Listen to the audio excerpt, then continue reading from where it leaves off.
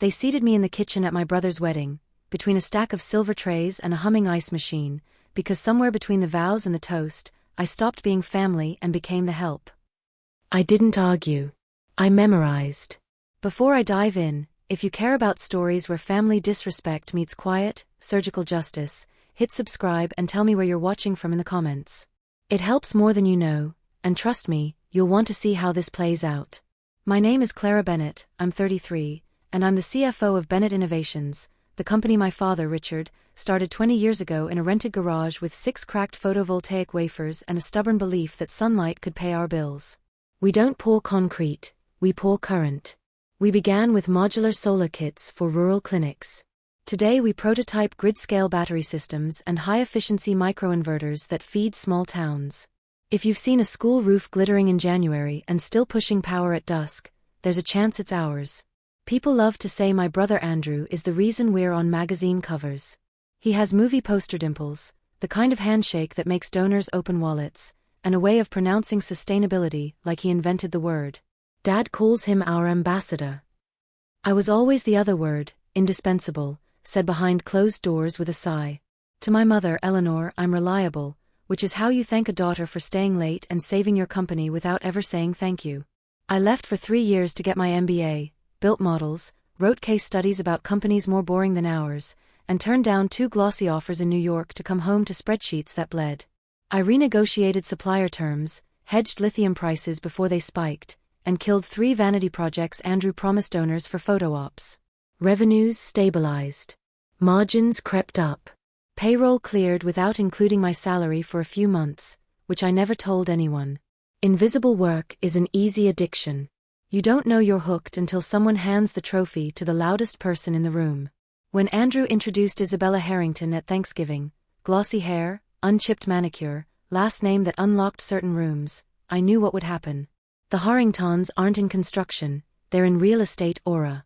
Charles Harrington builds lifestyle districts with rooftop gardens that die by the second summer and glass that photographs better than it insulates. Their PR calls it urban elegance. Our engineers call it expensive shade. To my parents, it was legacy. To Andrew, it was oxygen.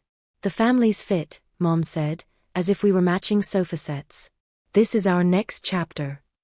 Dad nodded in that faraway way he does lately, pinching the bridge of his nose. I pretended not to notice the orange bottles in his desk drawer and the way he now said later about decisions we used to make today. The wedding was at Harrington Vineyards, a place that looks like money built a postcard. The vines were ribboned with fairy lights, a string quartet tuned itself into perfection, and everything smelled faintly of toasted almonds and rain that had the decency to fall somewhere else. The planner wore an earpiece and an expression that suggested none of us were quite symmetrical enough for the photos. I arrived when the planner told me to, 3 hours early, only to be intercepted before I made it past the courtyard. "Oh, perfect," she said, the way people say finally, a trash can. "You're Clara. We need a point person who understands details." The florist delivered the wrong dahlias, the band's missing a set list, the generator's load is spiking. "Could you?" I glanced toward the manor where laughter was bursting like champagne corks.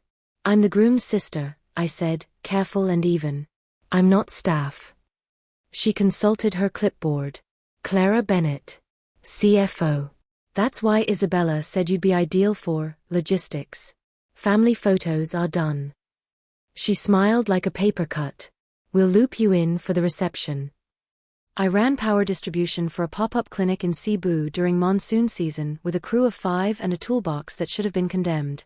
I could triage a band's set list in my sleep. Still, something inside me bristled.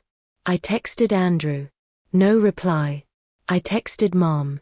"Don't be dramatic," she wrote back. "It's Andrew's day." By the time I'd traced an overloaded circuit to a misbehaving heater and finished convincing the caterer they didn't need it, guests were taking their seats. I slipped into the back row, feeling like a late arrival to someone else's life. Isabella floated down the aisle in a dress engineered to make women question their posture.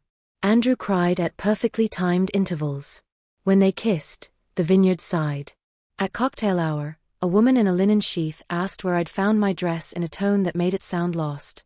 A Harrington cousin asked if I had a +1, and when I said no, told me that career women often forget to leave room for love, as if love were a bulky appliance that wouldn't fit in my small apartment. I sipped seltzer and tasted copper. Dinner was a seating chart done in calligraphy so ornate it required translation. I found my name after the third pass, Ms. Clara Bennett, printed neatly on a card in a narrow hallway that smelled like rosemary and hot metal. The kitchen annex. A round table had been set between a bus station and a door the staff used to collect trays. My companions, the wedding planner, the venue coordinator, the photographer's assistant. For a long beat I just stood there, holding that pretty card like it might metamorphose into a different life if I warmed it with enough body heat. The planner glanced up and brightened. You found us.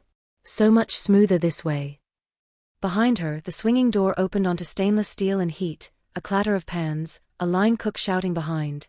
And then sorry, when he nearly clipped my elbow with a tray. Somewhere 2 rooms away, a toast started. Laughter rolled in like a tide I wasn't allowed to ride. Is there a mistake? I asked, my voice gentle enough to pass inspection. I'm family. You're perfect right here, said a voice slick with citrus and something like pity. Caroline Harrington, Isabella's mother, appeared with a glass balanced on 3 fingers. She took in my dress the way an appraiser taps a vase. We thought you'd be more comfortable near operations. You're so, what's the word, managerial. My role is sister, I said. And CFO, she sang, patting my arm like I'd fetched a ball. We all have our gifts. Andrew shines. You make sure things don't fall over. Her smile didn't reach her eyes. Think of this as synergy. I looked past her to the head table where my parents sat under a garland of eucalyptus, beaming like they were finally getting the family portrait they'd been waiting for since I ruined the first one by keeping my mouth closed at age 8. Andrew caught my eye and gave a tiny private shrug. Just go with it. He turned back to Isabella, their profiles matching in triumph. Something old and stubborn in me, older than EBITDA, older than the lifetime of apologies I'd learned to carry in sensible heels, clicked into place. I placed the card on the linen and slicked my palm over a non-existent wrinkle. Could you ask Andrew to step out for a moment? I asked Caroline. Oh darling, she said. He's rather busy being the groom. So I went to him because I am, among other things, persistent. I waded through 3 congratulations, 2 selfies, and a story he told the best man that I've heard him tell only slightly differently at every fundraiser. When I finally touched his sleeve, he turned with a practiced grin that faltered when he saw my face. Liv Clara, he corrected, as if my childhood nickname suddenly didn't fit the decor. Everything okay? I'm seated in the kitchen, I said. He glanced toward the annex, then at the head table, then back at me. Seating was complicated. ISA had a system. You know how Image is with her family. Just roll with it. For me. For you, I repeated, tasting the shape of those words. Of course. He leaned in, lowered his voice. Please don't make a scene. I didn't. I went back to the kitchen annex and sat between the planner and a stack of extra plates. When the doors swung open, heat brushed my shins. Servers bumped my chair and apologized in 3 languages. I chewed a bite of something expensive that tasted like carefully restrained bitterness. Down the hall, the toasts began.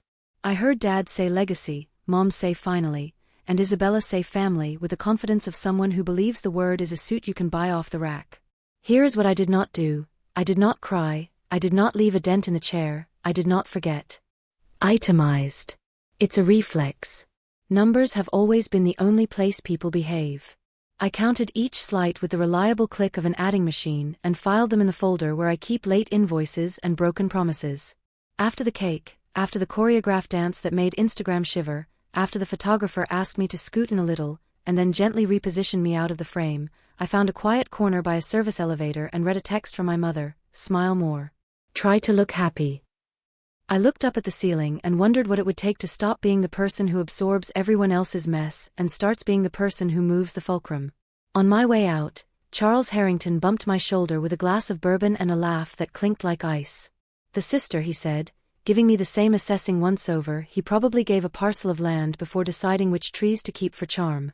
Andrew tells me you keep the trains on time. Don't worry, we'll find a place for you when we modernize Bennett. Modernize, I repeated. Restructure. Synergy. He winked. Progress needs shepherds and show ponies. He didn't wait for my reply. I drove home on quiet streets, the vineyard shrinking to a string of lights in my rear view, and I put the night where it belonged, not as a wound, but as a ledger entry. People think revenge is rage. They're wrong. Revenge is accounting. The next morning I went into the office at 6, the way I do when the world feels off. The building still smelled like solder and coffee no one should drink. I started with cash flow, then deferred revenue, then vendor aging. When you don't know what to fix, you fix numbers. They talk if you listen long enough. By 8 I'd found something I wasn't supposed to find, a series of transfers, each just under the threshold that pings my alerts, bleeding from operating accounts into a shell I'd never seen. Dates that lined up neatly with Andrew's engagement. Descriptions that said nothing and everything, consulting, advancement, pre-dev. A sense memory flashed, the feel of warm kitchen air on my ankles, the planner's bright so much smoother this way, my brother's whisper, please don't make a scene. I didn't. I printed. I traced. I followed paper through layers and LLCs until a name I recognized surfaced like a fish breaking water, Harrington Urban Holdings. I sat back, palms flat on the desk, and felt two truths land with equal weight. I had been seated in the kitchen because I was easier to move when I was out of sight. And somewhere between a bouquet toss and a bourbon toast, someone had begun moving my company like furniture. I closed the file and for the first time since the wedding, I smiled, small, private, precise. People who put you in the kitchen forget you see how the house runs. They forget you know where the fuses are. Dad used to say Andrew could light up a room. Teachers said he had natural leadership. Mom swore he was destined. And me? I was practical. That word still clings to me like dust on a bookshelf, functional, but forgettable. Andrew got applause for showing up. I got silence for staying late. He got the hugs, the laughter, the extra slice of cake. I got told I should be grateful we were balanced. If you've ever been the sibling who had to be reliable because someone else was special, you know the weight of that balance. When we were kids, I would line up dominoes in careful patterns, testing how angles changed the fall. Andrew would come in, flick one without asking, and grin as they collapsed in a chaotic mess. Then he'd clap and run to tell Mom he'd made a cool design. She'd smile and kiss his forehead. Brilliant, she'd say. I'd sit in silence, sweeping up what was left. Some families don't outgrow that dynamic. They monetize it. When Andrew announced his engagement to Isabella Harrington, our parents treated it like winning the lottery. Not just love, though they swore it was that, but leverage.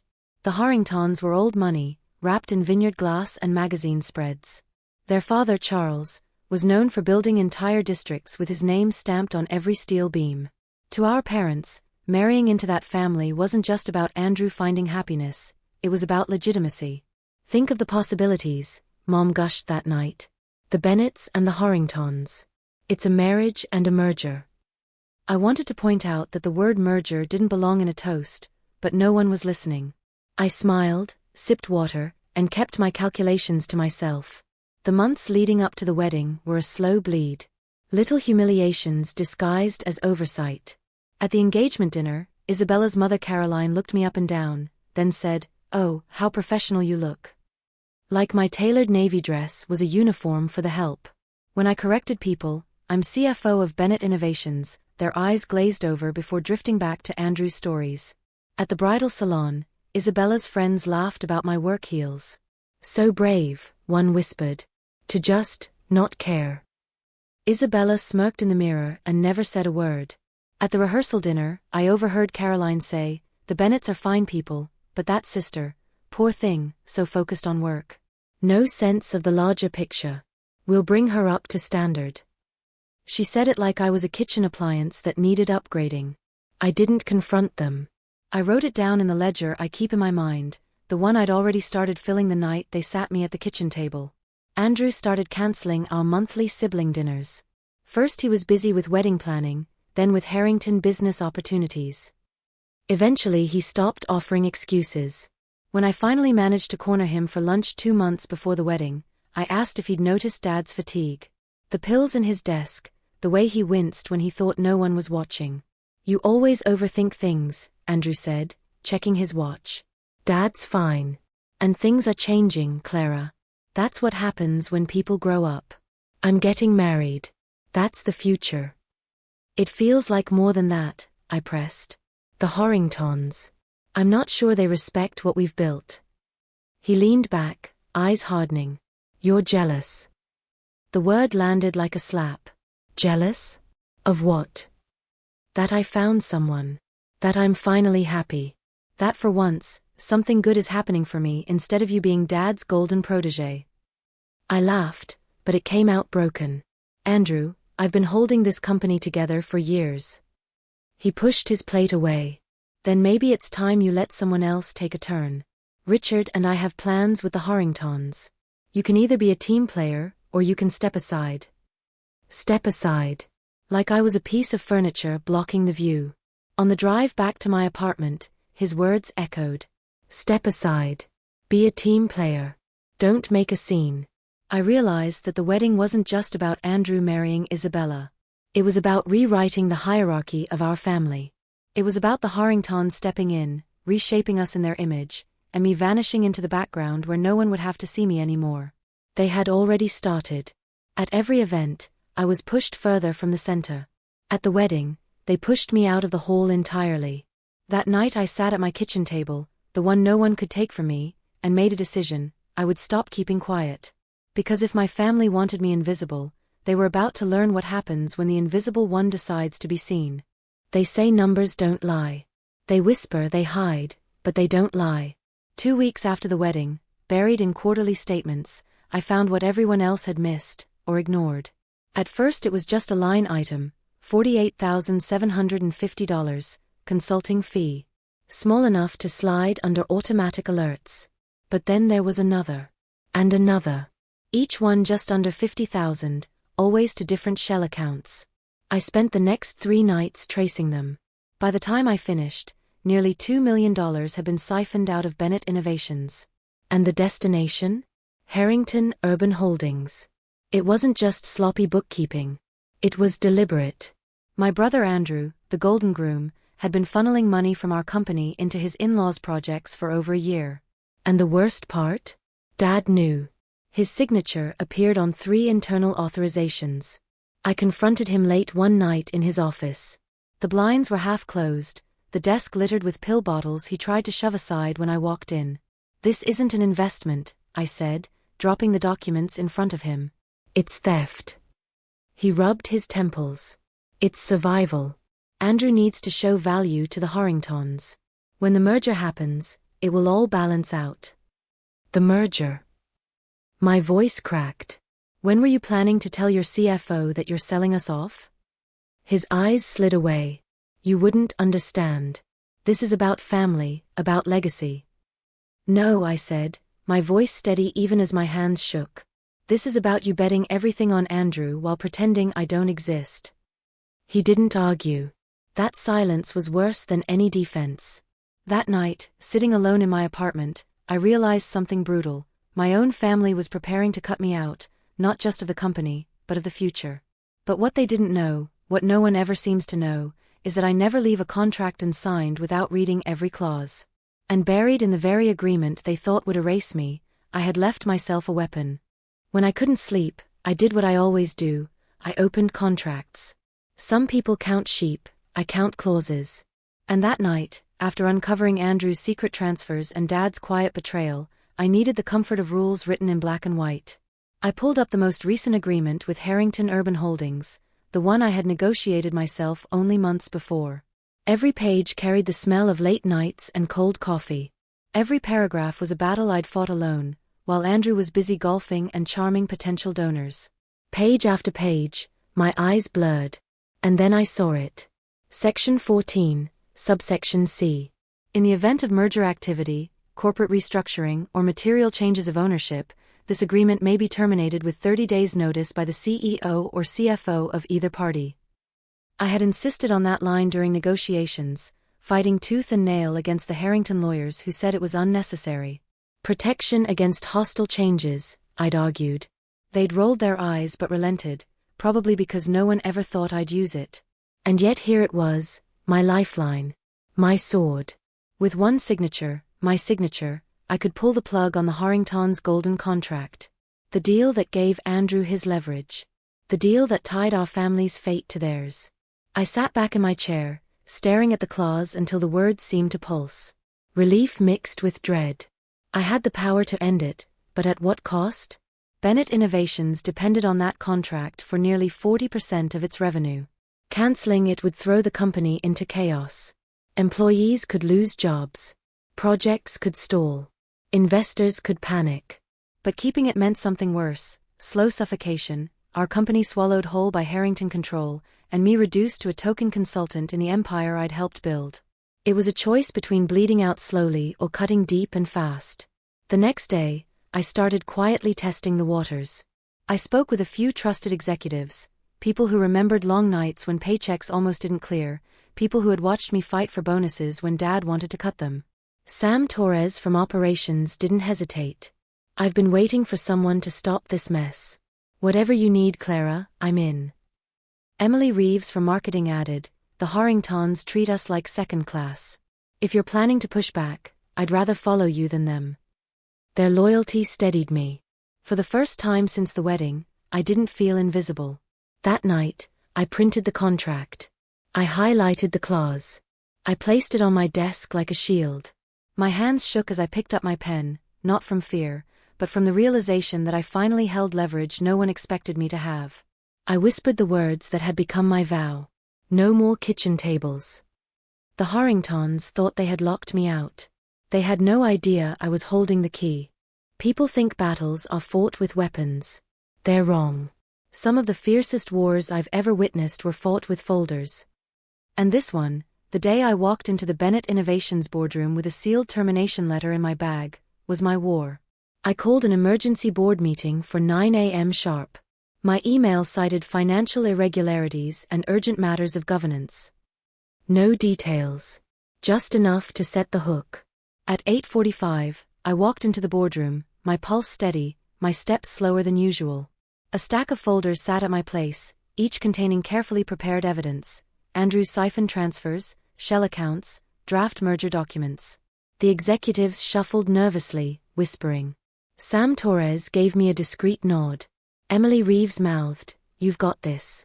At 8:59, the door opened. Dad walked in, shoulders slightly stooped, face pale. He looked at me with confusion. "Clara, what is this? Why now? You know how important today is for the Harrington showcase." "This can't wait," I cut in gently but firmly. "Trust me." He frowned, but took his seat at the head of the table. At 9 o'clock, I stood. "Thank you all for coming on such short notice. I've called this meeting to present evidence of activities that threaten the financial stability and independence of Bennett Innovations." Gasps rippled as I distributed the folders. Pages rustled. I continued. Over the last 18 months, nearly $2 million has been siphoned from company accounts into shell corporations, all linked to Harrington Holdings. These transfers were deliberately structured to avoid detection. The attached documentation traces every dollar. Murmurs exploded across the table. My father's face went white. "And second," I said steady, "I've uncovered draft merger documents. These would effectively dissolve Bennett Innovations' independence and reduce this board to ceremonial roles. Most of you sitting here would be replaced by Harrington executives. Our company would become nothing more than a logo slapped onto someone else's empire." "Enough," Dad snapped, voice breaking. "These are sensitive negotiations. We weren't ready." "Sensitive negotiations that excluded your CFO and your board?" I countered. "That's not strategy. That's betrayal." The door burst open. Andrew strode in, face flushed, Harrington cufflinks gleaming like battle medals. "What the hell is this, Clara?" he demanded. "The showcase starts in an hour, and you're playing courtroom theater?" I met his glare calmly. "Not theater. Evidence. Your siphoning of funds. Your merger that cuts me, and this board out." He laughed, forced and sharp. "Dad approved everything. Tell them, Dad." All eyes turned to our father. His silence was heavier than words. Finally he whispered, "I thought it was necessary, for the family's future." A collective intake of breath. I reached into my bag and pulled out a single document, the termination notice I had signed at dawn. And that brings me to this, I said. As of this morning, Bennett Innovations has exercised its contractual right to terminate all agreements with Harrington Holdings, effective immediately. The room erupted. Shouts. Papers slapped against the table. Andrew lunged toward me, but Sam Torres rose, blocking him. You can't do this. Andrew barked. You don't have the authority. Oh, but she does, said Patricia Winters, our legal counsel, rising from her chair. She held up the contract. Section 14, subsection C. Termination authority lies with the CEO or the CFO in the event of merger or restructuring. Clara acted within her full rights. Andrew froze. His jaw worked soundlessly. And then, as if scripted by fate, the door opened again. Isabella swept in, heels clicking like gunshots, Charles Harrington at her side, face thunderous. What is the meaning of this? Charles roared, waving the termination letter. We have investors gathering right now expecting to see Bennett Innovations as our partner. Do you understand the consequences of this stunt? I met his fury with calm steel. We're discussing the unauthorized diversion of our funds into your projects. We're discussing your attempt to gut our company behind closed doors. This was agreed, he spat. Richard and I. Eleanor Wright, one of our longest-serving board members, cut in sharply. No such merger was ever presented to this board for approval. That makes your so-called agreement void. Isabella turned on Andrew, voice dripping venom. You said this was handled. You said your sister was no threat. Her voice rose to a shriek. Do you have any idea how humiliated I'll be when our investors learn we don't even have a construction partner? Andrew stammered. We can fix it. She laughed bitterly. Fix it? You can't even control your own sister. For the first time in years, Dad pushed himself to his feet. He looked at me, really looked at me. His voice, though weak, carried weight. Mr. Harrington, he said, our partnership is over. Effective immediately. I move that we support the CFO's decision. I second, Eleanor Wright said firmly. All in favor? Hands rose, every one but Andrew's. The motion carried. Charles Harrington went red, sputtering threats. Security arrived to escort him and Isabella out. As she passed, Isabella turned to Andrew, eyes cold. Don't come home tonight.